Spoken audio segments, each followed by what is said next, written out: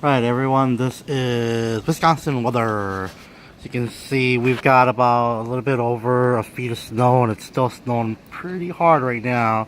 I'm at my patio here, and as you can see, this is my air conditioning unit, and as you can see, this is my hand. This is my hand on the ground here. But it's pretty high right now, and I just dropped off my son to work a little while ago. Visibility was pretty poor, and I got a little snow kind of collecting here at my my patio door here.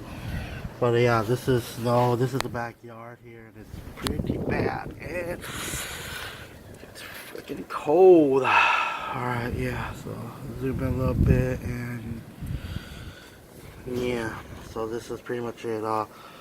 Wisconsin's closed today. Yeah, it's pretty bad.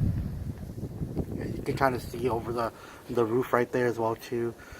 That's on top, and it's kind of really windy as well too. So you can see the snow on top of my little shed over there. It's pretty. All right, thanks for watching.